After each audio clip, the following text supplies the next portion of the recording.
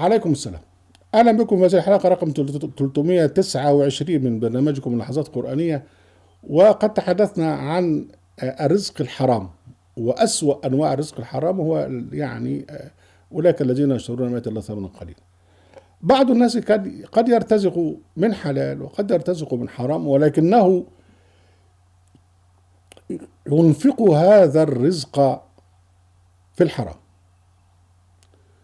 طبعا هناك الذي ينفق هذا يشرب الخمر، ينفق هذا في اللهو وفي اللعب إلى آخره. لكن أفظع أنواع الإنفاق الحرام هو ما يخص الدين، بمعنى أن يرزقك الله سبحانه وتعالى فتتصدق به على قبر مقدس. يقول سبحانه وتعالى في سورة النحل آية 56: ويجعلون لما لا يعلمون نصيبا مما رزقناهم تالله لا تسألن عما كنتم تفترون. شوف الآية، ويجعلون لما لا يعلمون نصيبا مما رزقناهم. ربنا رزقهم فيعمل من هذا الرزق ربنا رزقه له نصيب، يحطه في ضريح هو مش عارف الضريح جواه ايه. لما لا يعلم، ويجعلون لما لا يعلمون. كلمة لما لا يعلمون دي رائعة، لأن اللي بيروح مثلا إلى ضريح الحسين هو عارف ايه اللي تحت، ما فيش حاجة تحت.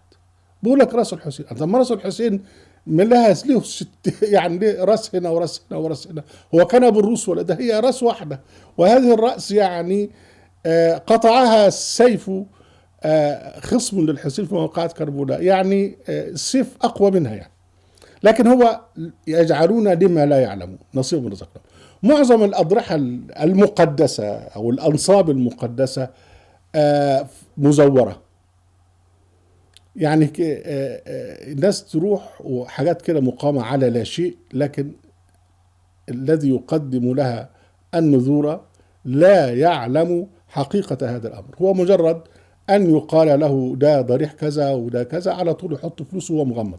مع انك انت لو رحت له وقلت له هات لي فلوس سلف، لازم يدقق ولازم كذا ولازم كذا. لما يروح يشتري اي حاجة لازم يحسبها كويس، لكن يفقد عقله حين يذهب الى ضريح ويقدم مالا مما اعطاه الله ومما رزقه الله سبحانه وتعالى. ايضا ذلك بقى الذي يمر ويقول لك تبرع يا اخي لبناء مسجد نفق شبر، ويروح مطلع فلوس وحاطط، وهو مش عارف الفلوس دي راحت فين. الفلوس دي بتروح لفين؟ الناس بتاخدها ايه؟ بتصرفها ازاي الى اخره؟ هل المسجد ده اتبنى ولا لسه هتبني باقي فيه؟ ما بيسالش. هو يجعلون لما لا يعلمون. فهذه سمة اساس في الذين يؤمنون بالاديان الارضيه، انهم ينفقون مما رزقهم الله على ما لا يعلمون من الانصاب والازلام والرجس الى اخره. وده ما كان فعله الجاهليون أيضا، كما جاء في سورة الأنعام الآية 136 إلى 140: وجعلوا لله مما ذرأ من الحرث والأنعام نصيبا فقالوا هذا لله بزعمهم وهذا لشركائنا فما كان لشركائهم فلا يصل إلى الله وما كان لله فوصل لشركائهم ساء ما يحكمون. يجي يقول لك ده الأنعام بتاعتنا، الجزء ده هيروح للقبور المقدسة، الأولياء اللي بيعبدوه. الجزء الثاني ده هيروح لربنا. طب نروح لربنا نوديه فين؟ برضه وديه للأولياء. إذا في الآخر كله بيروح للأولياء، وده اللي ربنا رزقهم به.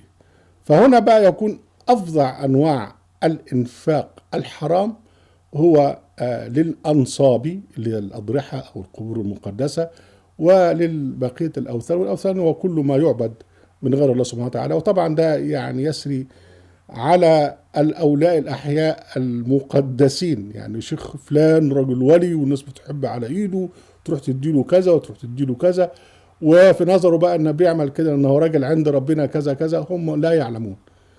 اهلا بكم احبتي في برنامجكم لحظات قرآنية، وفي قناة عهد القرآن، في موقع عهد القرآن. لا تنسوا المشاركة بشير ولايك. وعليكم السلام.